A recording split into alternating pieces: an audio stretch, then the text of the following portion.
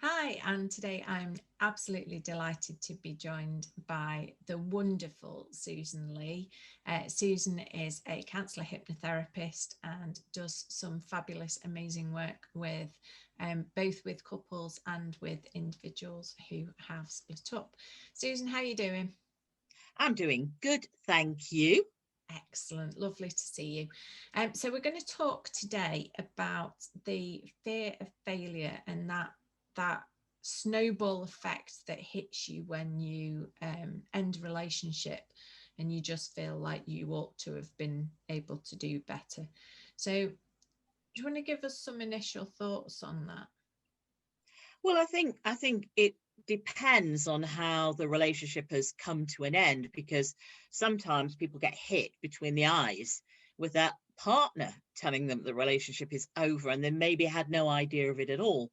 So that in itself can be very failure inducing. We feel, my goodness me, why did I not spot it? What have I not noticed? What's going on here? And also, there's also the impact it has on one's social setup, the friends, the people that we're mixed with, the parents of the kids that our friends are with, the whole setup of what people's expectations were, what people were thinking, what we think we should be as a success. We may look at all our friends and think, how the heck have they managed? Their relationship looked dodgy and yet they're still together. So there can be a lot of narrative going on in different areas of our lives, and that impacts on us, our confidence, our self-esteem, our feelings of worth. All those things combine together to make us feel pretty ropey, really, at a time when we're needing to be quite strong to deal with things that are going on in our lives. Yeah, absolutely. I remember feeling it ought to be really straightforward to be able to do this. It doesn't feel like it's that complicated. And yeah, and it wasn't something that was put upon me, but I really felt like, particularly when I got that piece of paper through the post, oh, I've really failed at this, and it really ought to have been much more straightforward. Yeah, and I think when people just get a piece of paper through the post, whenever it is, and they just see this thing that might be a blooming duplicated blanket sheet, and you're looking at it and thinking, good God, is this all 5, 10, 15 years worth? But it's perspective. I think when we're looking at things like that, we have to say, okay, I could have hung on in there, perhaps I could have persevered more, maybe, but at the end of the day, it is what it is. I have to move on with this and treat this as a phase of my life, because seriously, as we get in our mid to late 20s or 30s or whatever it might be, we have experienced failure lots of times. And failure is about resilience. It's about coming through the other side. You've not passed every exam you took. You fell off your bike lots of times when you were learning to ride, or whatever it might be. There's many a time when people have said, you're not good enough in this job, or this exam, or this application for whatever it might be doesn't always work out.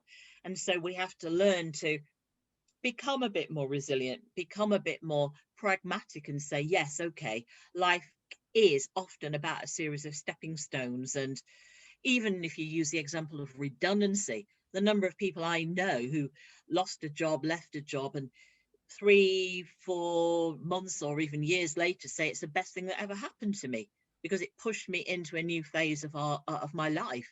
And sometimes we have to look at the ending of a relationship in the same way, even if there are children who need supporting, even if there are complicated business or financial arrangements need dealing with.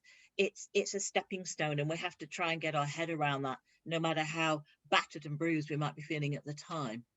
Yeah, no, I think you're absolutely right on that. I think that's really good advice for somebody who's just kind of feeling it, that they really can't see the wood for the trees with it, that they're really down. What would you suggest? Do you have any tips or I think it's suggestions? small steps. I think everything at a time like this is about small steps, being gentle with yourself. So know that there's going to be days when you feel grim. You may not even want to get out of bed. There's going to be days when you don't feel like doing anything at all. There may well be days where you just cry and curl up, but try perhaps to think about having maybe a list of things that you tick one off a day, or you say, I'm going to at least make a phone call to get that particular part of my arrangements in process. I'm going to start sharing with my friends. I'm going to disclose a little bit of how I feel, because in truth, once you do that, it's amazing how many other people will empathize, share, may have good ideas that they can give you, support that they can give, or maybe just simply listen and say nothing, and eventually put their arm around your shoulder. And you may have good friends who say, shut up sometimes. And that can be good to hear too, because we don't want every time we meet our friends to be going, oh gosh, and today's misery is this. Sometimes it's good to have friends who love you, who you trust, who look at you and say, stop it. Let's have another conversation. Let's talk about something else. And that can be, yeah, okay, you're absolutely right. I need to breathe and move on a little bit. And that in itself can be good. So stepping stones are about taking a step at a time, or maybe even just standing up so that you're ready to take that step. And that can be a useful discipline with yourself, that at least as you start to achieve little things, you can start to say, you know what, I'm actually moving in the right direction. This is good. This feels good. Allow me to appreciate what I am achieving in the midst of all of this. Yeah, I think you're absolutely right. I think sometimes it is just it, some days it can even be, well, I had a shower today, tick. I managed to get dressed Yeah, today, tick.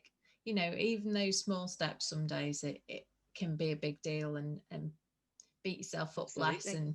and give yourself a pat on the back more maybe.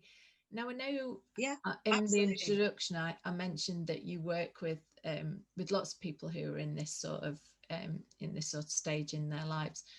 How do you help with people who are in this position? Well, I start with, where are you?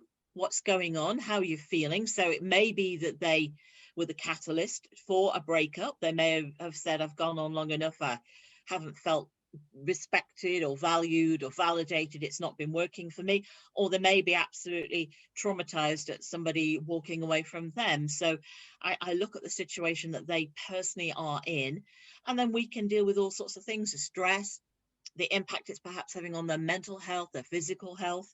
They may not be eating, they may be eating too much, they may not be sleeping properly, they may be sleeping too much. There can be all sorts of different things where they also are having to face a lot of change in their lives. They've possibly lost their home. Most people do when they break up. They may have had to move out and move on. And we talk about what their options are. So when I'm working with people, there are practical elements to the work that we do, even though it's therapy in itself. That therapy can sometimes be providing an arena where somebody can talk through their options in a neutral environment. I have no axe to grind whether somebody leaves the area, moves away. Their friends might not want them to, their family might not want them to. So sometimes having somebody who has no vested interest in the outcome can be a really positive step to take. Also, often as a relationship ends, people have taken quite a battering.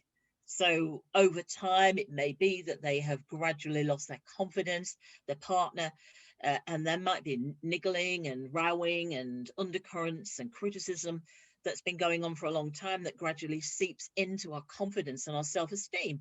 And so I can work with that with people, and often do, and say, okay, getting a new job, or sorting out your money, or sorting out your home and where you're going to live. Let's talk about what you can give yourself permission to do. It might be just a small part-time job initially, getting somebody who's used to going out to work again, and the challenge of walking through a new door and learning new skills can be quite a major thing if you've not done it for a while. Moving home and starting afresh initially, it might be a better idea to rent and share with friends or family, just for a while, till you're sure what you really, really want to do. And that again can take a bit of confidence, becoming assertive enough to think it through what you want to do, but also verbalize it and say to people, this is what I really feel I need to do right now. And standing up for yourself, that can be quite a challenge too. So there are little parts to this that we might not even be thinking about, but all these combine together to help somebody become more confident, start again, believe in themselves, and feel positive enough to be clear about what they actually want, to give themselves enough time to decide what the right next step for them is. Yeah, I think it's really interesting that it seems a fairly obvious thing that we're talking about in just one small area, but actually it can impact every area of your life, can't it? And can make a huge difference Sure. to the rest of Sure. it, how you deal with this bit. Yeah, absolutely, for sure. And again, yeah, often in relationships, we have designated jobs. You often find, even though it might be gender specific, you often find that women perhaps are doing more of the house related stuff. It's not always the case, but it often is. And the bloke in the partnership, or the other person, might well be doing their own set of jobs. And sometimes when we become a single person again, we have to learn to cover all the ground and know exactly each step and each part. Sometimes people don't know how to use simple things like a washing machine, for example, or pay a bill, or sort out the car repairs, or whatever it might be.